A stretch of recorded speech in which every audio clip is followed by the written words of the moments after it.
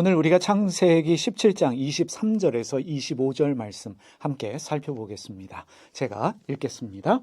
이에 아브라함이 하나님이 자기에게 말씀하신 대로 이날에 그 아들 이스마엘과 집에서 태어난 모든 자와 돈으로 산 모든 자 곧 아브라함의 집 사람들 중 모든 남자를 데려다가 그 포피를 베었으니 아브라함이 그의 포피를 벤 때는 99세였고 그의 아들 이스마엘이 그의 포피를 벤 때는 13세였더라.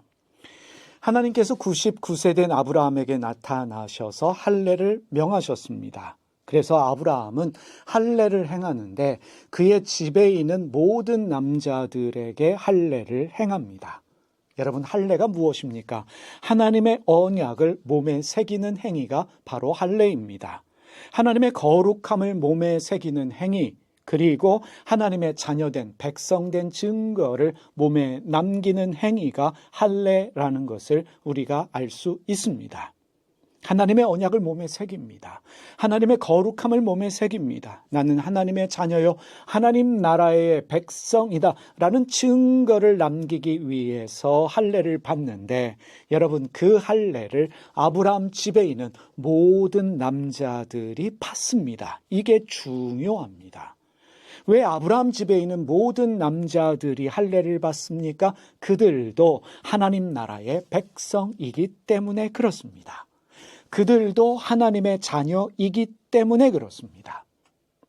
창세기 17장은 특별히 이스마엘에 대하여 아브라함의 아들이다 라는 사실을 강조하여 말하고 있습니다. 여러분, 23절을 주목해서 보십시다. 23절에 이렇게 말하고 있습니다. 아브라함이 이날에 그 아들 이스마엘과, 누구의 아들입니까? 이스마엘이라고 말하지 아니하고 그의 아들 아브라함의 아들인 것을 강조해서 말하고 있습니다. 25절도 보겠습니다. 그의 아들 이스마엘이 그의 포피를 벤 때는, 그의 아들, 누구의 아들입니까? 아브라함의 아들 이스마엘이 할례를 받았다라는 사실을 말하고 있습니다. 26절도 보겠습니다. 그날에 아브라함과 그의 아들 이스마엘이 할례를 받았고, 이스마엘은 아브라함의 아들입니다. 앞으로 태어나게 될 이삭만 아브라함의 아들이 아니라 하갈에게서 태어난 이스마엘도 아브라함의 아들입니다. 이삭만 하나님의 백성이요 하나님의 자녀가 아니라 이스마엘도 하나님의 자녀요 하나님 나라의 백성입니다. 이것을 우리가 알아야 합니다. 이것을 중요하게 여기며 생각할 수 있어야 합니다. 여러분, 우리 모두는 하나님의 형상과 하나님의 모양으로 창조되어진 하나님의 피조물입니다. 하나님 나라의 백성들이요 하나님의 자녀라는 사실입니다. 예외 없이 우리 모두는 하나님의 모양과 하나님의 형상으로 창조되어진 하나님 나라의 백성이요 하나님의 자녀입니다. 또 한 가지 중요한 것이 있습니다. 아브라함이 그 집의 모든 남자들에게 할례를 행할 때에 어떠한 요구 조건이 없었다는 것입니다. 믿음의 서약을 하지 않았습니다. 믿음의 고백을 하지 않았습니다. 헌신하겠다, 믿겠다라는 각서에 사인한 것도 없습니다. 아무 조건 없이 할례를 받았습니다. 그들도 하나님 나라의 백성이요 하나님의 자녀이기 때문에 그렇습니다. 특별히 주목해서 보십시오. 아브라함의 아들 이스마엘도 할례를 받았습니다. 여러분, 오늘 말씀을 통해서 우리가 깨달아야 할 것이 무엇이겠습니까? 아무 조건 없이, 아무 편견과 차별 없이 아브라함 집에 있는 모든 사람들이, 이스마엘조차도, 하갈에게서 태어난 이스마엘조차도 아브라함의 아들이기 때문에 할례를 받았습니다. 하나님의 언약을, 하나님의 거룩함을 몸에 새겼습니다. 하나님의 백성이요 하나님의 자녀된 증거를 몸에 남겼습니다. 이것을 통해서 우리가 무엇을 깨달아야 하겠습니까? 하나님 나라는 차별이 없습니다. 편견이 없습니다. 그래서 하나님의 자녀된 우리도 타민족, 타종교에 대해서 가지는 우월감이나 편견이나 차별이 없어야 한다는 사실입니다. 때로 우리는 어떠한 사람들을 전도의 대상으로, 개종의 대상으로 여기는 경우가 있습니다. 그들보다 우월하다라고 생각하기 때문에 가지는 편견으로 사람을 차별하고 어떠한 나의 믿음을 강요하는 실수 아닌 실수를 합니다. 우리 모두는 함께 어울려서 사랑하며 살아가야 할 형제요, 자매요, 이웃이라는 사실입니다. 너와 나로 구분되는 것이 아니라 우리는 모두 하나님의 자녀요, 하나님 나라의 백성이라는 것입니다. 여러분, 모든 사람은 평등하고 모든 사람은 존귀합니다.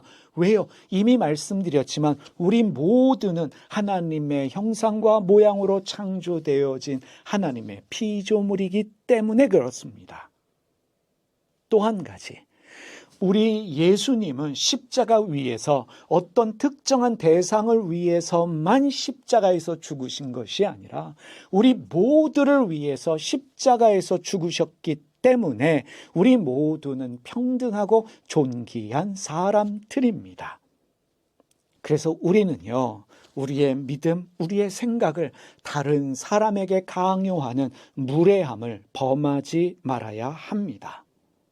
내 생각과 다른 어떤 사람들, 내 가치관과 다른 어떤 사람들, 내 믿음과 다른 어떤 사람들에 대하여 우리는 어떤 마음을 가집니까? 너는 틀렸다, 나는 옳다. 그래서 너는 내 말을 듣고 나를 따라와야 한다라는 오만함이 혹시 있지는 않습니까? 역사를 살펴보면 내 믿음을 따라오지 않는다고, 내 생각과 다르다고 사람을 고문하고 죽이는 일들이 너무나 많았습니다. 지금까지 종교 때문에 얼마나 많은 사람들이 죽임을 당했는지 모릅니다. 옛날에만 그런 것이 아닙니다. 지금도 종교 때문에 사람을 고문하고 죽이는 일들이 빈번하게 일어납니다. 이삭도 귀하고 이스마엘도 귀합니다. 사라에게서 태어나는 이삭만 아브라함의 자식이 아닙니다. 하갈에게서 태어난 이스마엘도 아브라함의 자식입니다. 우리 모두는 종교가 다르고 피부색이 다르고 문화가 다르지만 우리 모두는 하나님의 자녀이기 때문에 우리 모두는 귀한 사람들이요, 우리 모두는 평등하다는 사실입니다. 우리 모두를 위해서 예수님은 십자가에서 죽으셨습니다. 나와 생각이 다르고 종교가 다르고 가치관이 다른 사람들, 그들을 존중하는 마음 우리 안에 있어야 합니다. 이해하려는 마음, 배려하려는 마음이 우리에게 있어야 한다는 사실입니다. 어느 어른께서 이런 말씀하셨습니다. 지금 한국 교회는 십자가는 보이지 않고 십자군만 보인다라는 말씀을 하셨습니다. 고개가 끄덕여지는 말씀입니다. 여러분, 십자군들은 수많은 유대인들과 이슬람들을 하나님의 이름으로, 예수님의 이름으로 고문하고 죽였습니다. 정말 이것이 예수님이 원하시는 일이었을까요? 원수마저도 사랑하라고 가르치신 예수님, 오른뺨을 맞으면 왼뺨을 내밀어라 말씀하신 그 예수님의 뜻이었을까? 우리가 생각할 수 있어야 합니다. 십자가 위에서 저들의 죄를 용서하여 주십시오 절규하며 기도하셨던 예수님이 원하시는 일이었을까? 절대로 우리가 믿는 예수님은 누구를 고문하고 죽이는 일을 원하지 않으십니다. 종교가 다르다고, 문화가 다르다고, 가치관이 다르다고 누군가에 대하여 고문하고 죽이는 일, 절대로 예수님이 원하시는 일이 아닌 것입니다. 예수님이 말씀하셨어요. 지극히 작은 자 하나에게 한 것이 곧 나에게 한 것이다. 우리 주변에 나와 생각이 다른 사람들, 가치관이 다른 사람들, 문화가 다른 사람들, 종교가 다른 사람들 있습니다. 그들에 대한 여러분의 마음은 어떠하십니까? 우리가 예수님을 믿으면서도 타 종교인들에 대해서 차별과 편견을 가지는 경향이 있습니다. 외국인 노동자들에 대해서, 장애인에 대하여, 또 심지어 여성이라는 이유 때문에 차별하는 경우도 있습니다. 가난한 자들, 그리고 소수자들에 대한 편견을 가지고 그들에 대하여 무례하게 행동하는 경우들이 우리에게 많다는 사실입니다. 이것이 예수님께서 원하시는 삶의 모습일까 우리를 돌아보며 반성할 수 있어야 합니다.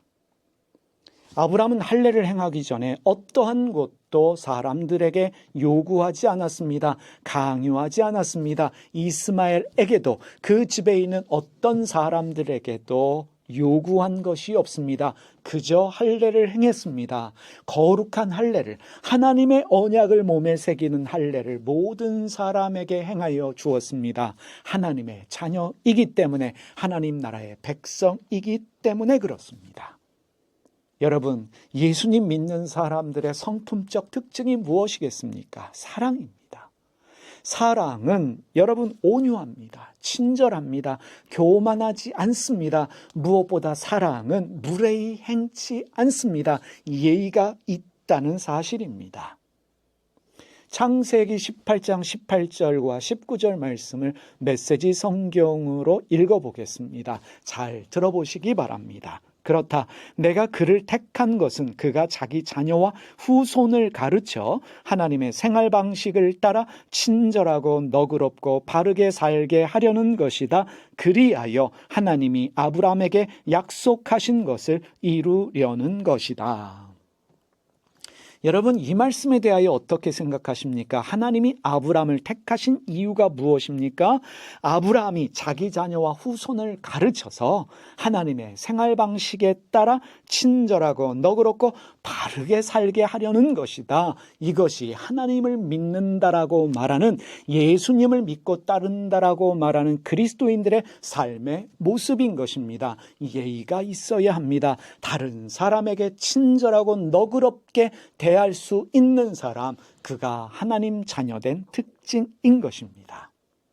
여러분, 우리는 누구에게 감히 회개하라 요구할 수 없다는 사실입니다. 나도 죄인인데, 나도 죄인 중에 괴수 같은 사람인데 내가 무엇이기에 다른 사람에게 회개하라고 강요할 수 있겠습니까? 내가 죄인입니다. 저 사람도 죄인입니다. 같은 죄인이에요. 50보 100보라는 사실입니다.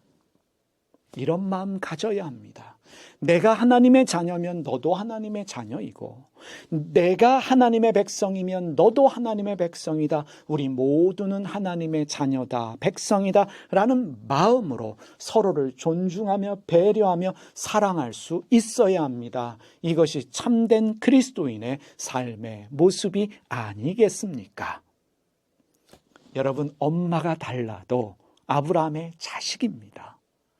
이스마엘, 엄마가 하갈이지만, 이집트의 여종 하갈이 내 엄마이지만, 그럼에도 불구하고 이스마엘은 아브라함의 자녀입니다. 그것을 창세기 17장이 강조하고 있다는 사실입니다.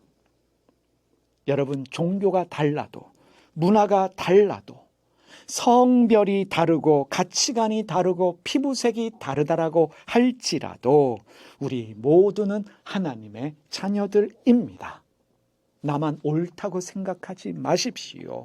내가 가는 길만이 옳은 길이라는 착각을 버리고 다른 사람이 걸어가는 길도 존중할 수 있어야 합니다.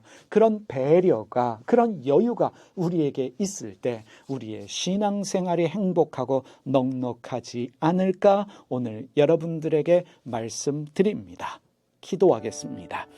하나님 아버지, 우리가 하나님의 생활 방식에 따라 다른 사람에게 친절하고 너그럽게 행하는 사람들이 되게 하여 주시옵소서. 이스마엘의 엄마가 다르지만, 비록 이집트의 여종이지만, 그럼에도 불구하고 이스마엘이 아브라함의 자식인 것처럼 우리 모두가 문화가 다르고 종교가 다르고 가치관이 다르다라고 할지라도 우리 모두는 하나님 나라의 백성이요 자녀라는 것을 기억하며 존중하고 사랑하며 배려하면서 예의 바른 사람들로 살게 하여 주시옵소서. 말 함부로 하지 않게 하여 주시고 다른 사람을 존중하는 예수님의 마음 가지고 사는 저희 모두 되게 하여 주시옵소서. 예수님의 이름으로 기도드립니다. 아멘. 하늘에 계신 우리 아버지가 어떤 분인지를 저희에게 보여주시옵소서. 세상을 바로잡아 주시고 아버지의 뜻이 하늘에서와 같이 땅에서도 이루어지게 하소서. 오늘 저희에게 일용할 양식을 주시고 저희에게 빚진 사람들의 빚을 탕감하여 준 것 같이 저희 빚을 탕감하여 주시옵소서. 저희를 유혹에 빠지지 않게 하시고 나쁜 일을 당하지 않게 하소서. 아멘.